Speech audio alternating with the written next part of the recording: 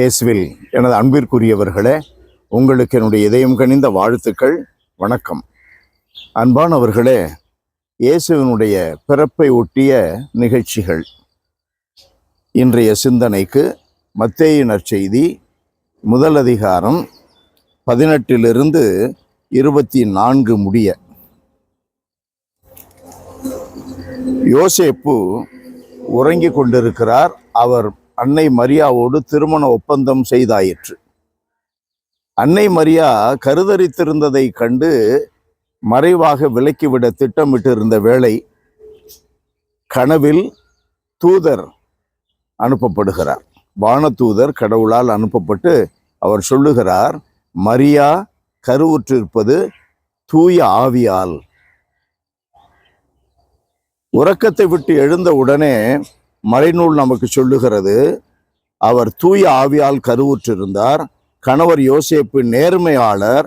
அவர் மரியாவை இகழ்ச்சிக்கு உள்ளாக்க விரும்பாமல் மறைவாக விலக்கிவிட திட்டமிட்டு இருந்தார். அந்த வேளையில்தான் தூதர் தூய ஆவியால் இந்த காரியம் நடந்துள்ளது என்று சொல்லுகிறார். அன்பானவர்களே, நேர்மையாளர்களுடன் கடவுள் பேசுகிறார். நேர்மையாளர்களுடைய செயல்பாடுகளை கடவுள் வழி நடத்துவார்.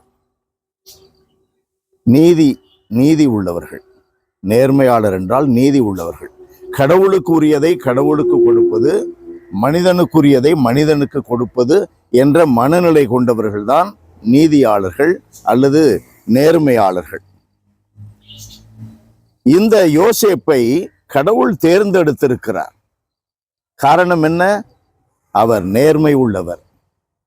எந்த மனிதன் நேர்மையோடு நடக்கிறானோ, நமக்கு ஞாபகம் வர வேண்டும், யோவான் நற்செய்தி 16வது அதிகாரம் 13வது வார்த்தை இயேசு சொல்லுகிறார், தூய ஆவி வரும் பொழுது உங்களை நேரிய பாதையில் வழி நடத்துவார்.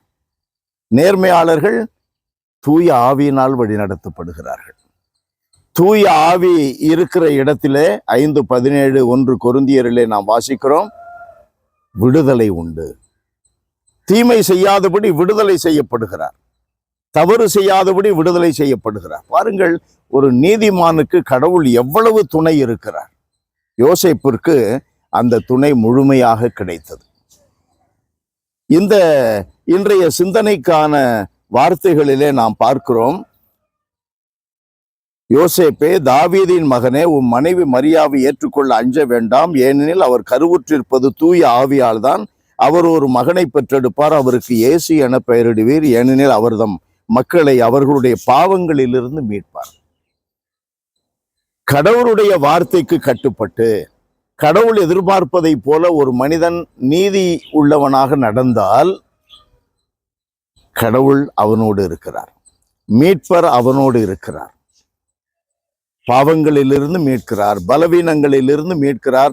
அப்படி மீட்பர் அப்படிப்பட்ட நீதியாளர்களோடு இருக்கிறார், நேர்மை உள்ளவர்களோடு இருக்கிறார். அன்பானவர்களே, நம்மோடு இயேசு இருக்கிறார், மீட்பர் இருக்கிறார் என்றால் தீமை நம்மை அணுக முடியுமா? பலவீனம் நம்மில் செயல்பட முடியுமா? பலவீனங்கள் இருக்கும், ஆனால் செயல்பட முடியாமல் பூட்டப்பட்டு இருக்கும். அன்பு நிறைந்த எங்கள் இறைவா, எங்களை மீட்பதற்காக உம்முடைய திருமகன் கிறிஸ்துவை அனுப்பிய கடவுளே,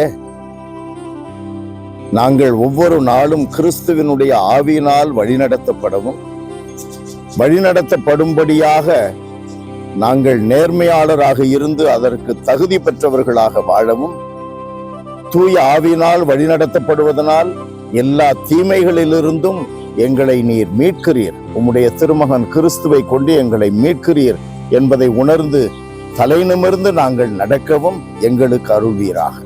இயேசுவின் நாமத்தில் ஜெபிக்கிறோம் பிதாவே. ஆமென், ஆமென்.